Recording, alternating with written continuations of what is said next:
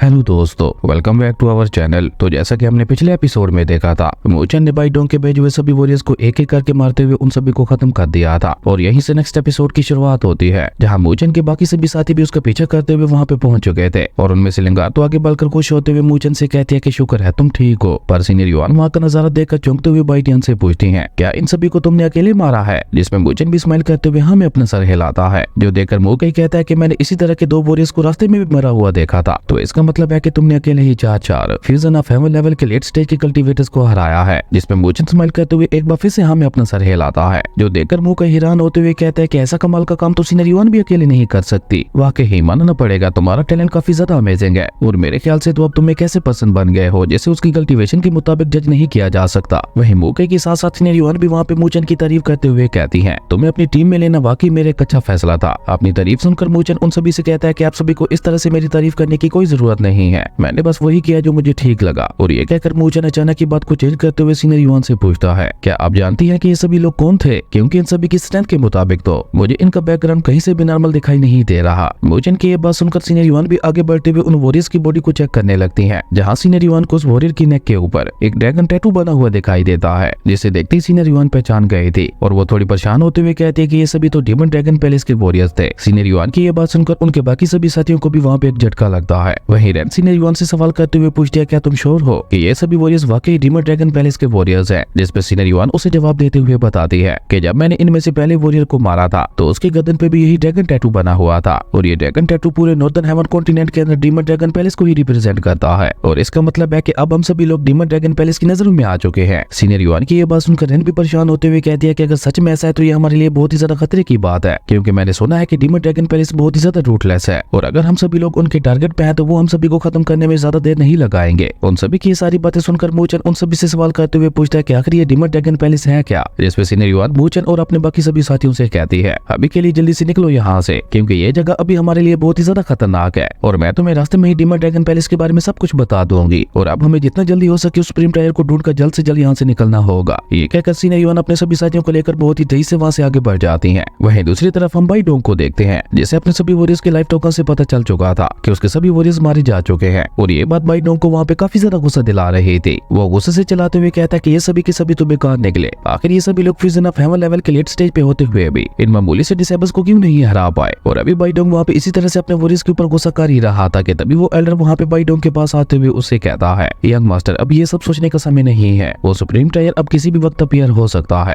इसलिए हमें जल्द से जल्द वहाँ पे पहुंचना होगा, क्योंकि हम लोग पहले यहाँ पे डिसेबल्स के ऊपर अपना काफी ज्यादा समय बर्बाद कर चुके हैं। आपने उस एल्डर की ये बात सुनकर बाई डोंग भी वहाँ पे एक लंबी सांस छोड़ते हुए कहता है कि तुम बिल्कुल ठीक कह रहे हो, और अभी के लिए सबसे इम्पोर्टेंट हमारे लिए वो सुप्रीम टायर है, इसलिए मेरे ख्याल से तो हमें डिसेबल्स के ऊपर अपना और ज्यादा समय बर्बाद नहीं करना चाहिए। लेकिन हम लोग इन्हें ऐसे छोड़ भी नहीं सकते। तुम एक काम करो, मेरे फादर के पास पैगाम भिजवाते हुए उन्हें बोलो कि वो इन नॉर्दर्न हेवन स्पिरिचुअल एकेडमी के डिसेबल्स का शिकार करने के लिए अपनी डीमन ड्रैगन पैलेस की खतरनाक आर्मी को भेजे। उसके बाद सीन चेंज होता है और हमें अगले दिन का सीन दिखाया जाता है, जहाँ सीनियर युआन अभी भी अपने साथियों को लेकर बहुत ही तेजी से वहाँ से आगे बढ़ रही थी। इवन उन्होंने पूरी रात इसी तरह से आगे बढ़ते हुए गुजारी थी। तभी अचानक ही मूचन वहाँ पे सीनियर युआन के पास आकर उनसे सवाल करते हुए पूछता है, सीनियर युआन आखिर डीमन ड्रैगन पैलेस के लोग हमें मारना क्यों चाहते हैं? जिसपे सीनियर युआन मूचन को जवाब देते हुए कहते हैं कि अभी तुम नॉर्दर्न हेवन स्पिरिचुअल एकेडमी में नए आए हो, इसलिए तुम्हें नॉर्दर्न हेवन स्पिरिचुअल एकेडमी की हिस्ट्री के बारे में नहीं पता होगा। तो ये जंग शुरू हुई थी आज से कुछ 100 साल पहले, जब पूरे नॉर्दर्न हेवन कॉन्टिनेंट के ऊपर डीमन ड्रैगन पैलेस अकेले ही डोमिनेट करते हुए राज किया करता था। लेकिन जब डीमन ड्रैगन पैलेस को लगा कि आगे चलकर हमारी नॉर्दर्न हेवन स्पिरिचुअल एकेडमी उनके लिए खतरा बन सकती है, तो डीमन ड्रैगन पैलेस ने अचानक ही हमारी एकेडमी के खिलाफ जंग छेड़ दी। लेकिन तब तक हमारी नॉर्दर्न हेवन स्पिरिचुअल एकेडमी भी काफी ज्यादा पावरफुल हो चुकी थी, इसलिए डीमन ड्रैगन पैलेस को इस जंग में बहुत ही बुरी तरह से अपनी हार का सामना करना पड़ा। पर हमारी नॉर्दर्न हेवन स्पिरिचुअल एकेडमी ये जंग तो जीत चुके थे,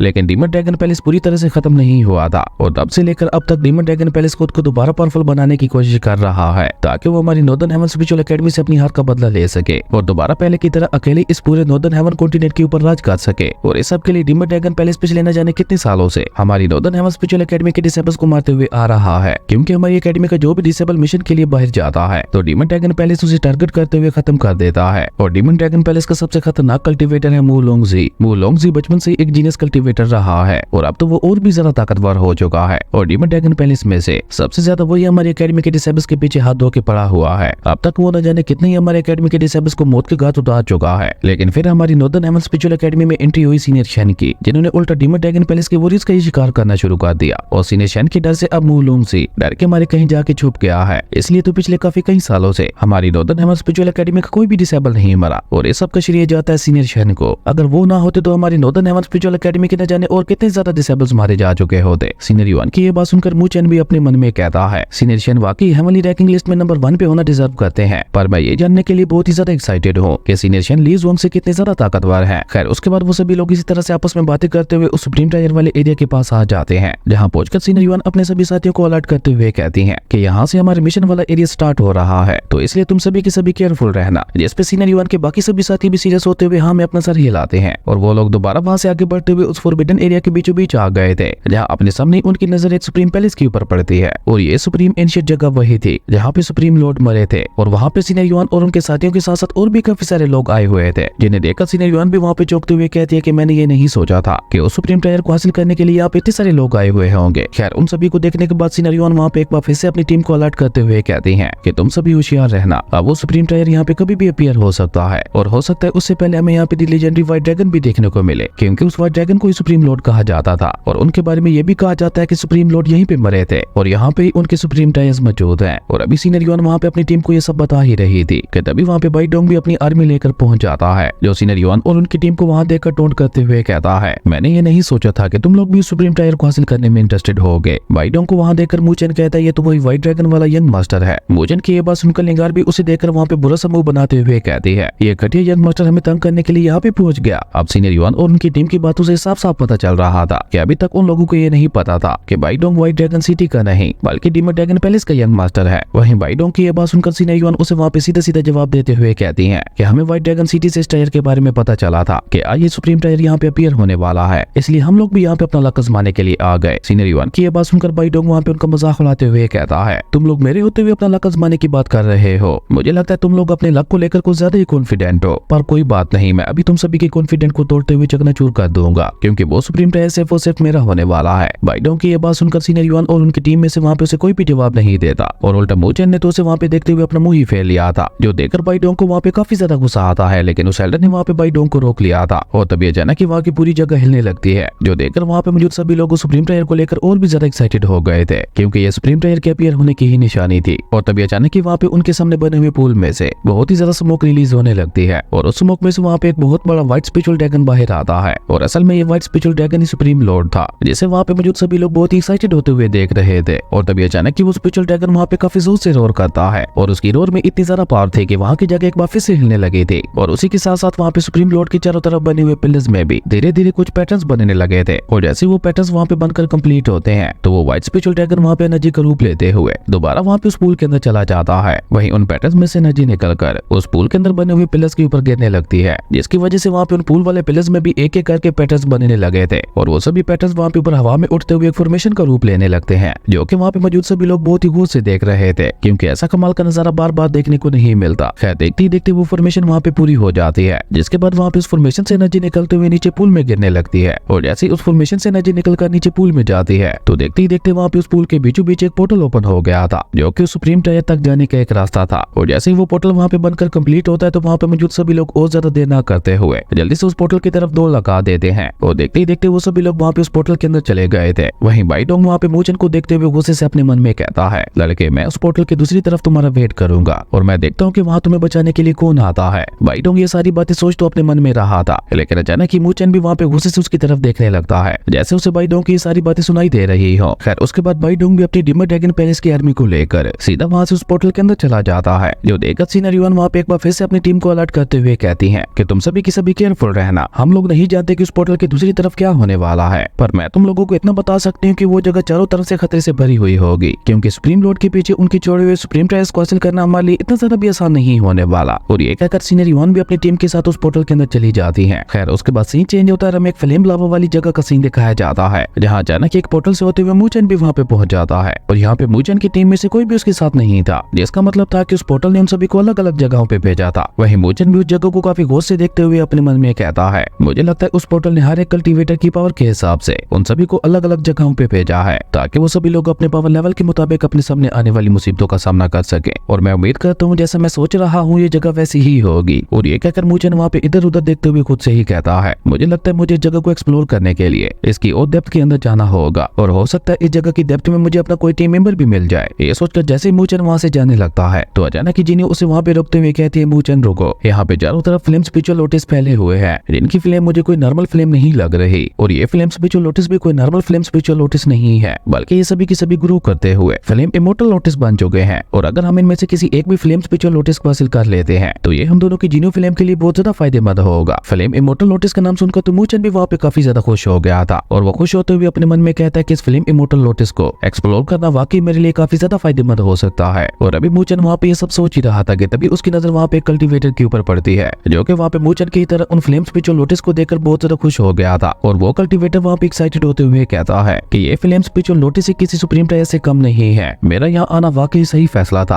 और ये कहकर वो कल्टीवेटर जैसे ही वहाँ पे उस फ्लेम स्पिरिचुअल लोटस को हासिल करने के लिए आगे बढ़ता है तो अचानक ही वहाँ पे एक फायर स्नेक पैटर्न उसे पकड़ते हुए वहाँ पे नीचे लावा में फेंक देता है। और ये सब वहाँ पे इतना जल्दी हुआ था कि उस बेचारे कल्टीवेटर को कुछ समझने का मौका ही नहीं मिला था, जो देखकर मूचन भी वहाँ पे सीरियस होते हुए कहता है तो इसका मतलब है कि इस लावा के अंदर जरूर कुछ न कुछ गड़बड़ है। और जैसे ही मूचन की नजर भी वहाँ पे उस पाइथन के ऊपर पड़ती है तो मूचन भी चौंकते हुए कहता है ये तो फ्लेम डिवोरिंग पाइथन है, जो कि मेरे ख्याल से यहाँ पे इन फ्लेम स्पिरिचुअल लोटस की रक्षा कर रहा होगा, यानी ये फ्लेम डिवोरिंग पाइथन एक तरह से इन फ्लेम स्पिरिचुअल लोटस का गार्डियन है। और अभी मूचन वहाँ पे ये सब सोच ही रहा था कि तभी अचानक ही वहाँ पे एक बार फिर से पोर्टल ओपन होता है, जिससे अचानक ही एक स्पीयर से वहाँ पे मूचन के ऊपर हमला होता है। लेकिन मूचन टाइम रहते ही उस हमले से बचते हुए वहाँ से पीछे हट गया था, और ये हमला मूचन के ऊपर किसी और ने नहीं बल्कि बाइडोंग ने ही किया था। और बाइडोंग मूचन को वहाँ देखकर जोर जोर से हंसते हुए उससे कहता है, लड़के तुम बहुत ही ज्यादा अनलकी हो जो तुम मेरी तरह यहाँ पे टेलीपोर्ट हुए हो, और अब तुम्हें यहाँ पे मेरे हाथों से मरने से कोई भी नहीं बचा सकता, इसलिए चुपचाप अपनी ये लाइफ मुझे दे दो। और इसी कमाल की सीन के साथ हमारे अमेजिंग एपिसोड यहीं पे खत्म हो गया था। इसका नेक्स्ट एपिसोड थोड़ी ही देर में आएगा, तब तक आप इस वीडियो को लाइक करके एक अच्छे से कमेंट भी कर देना, और अगर चैनल पे नए आए हो तो सब्सक्राइब करते जाना। तो मिलते हैं एक न्यू वीडियो में, तब तक के लिए बाय।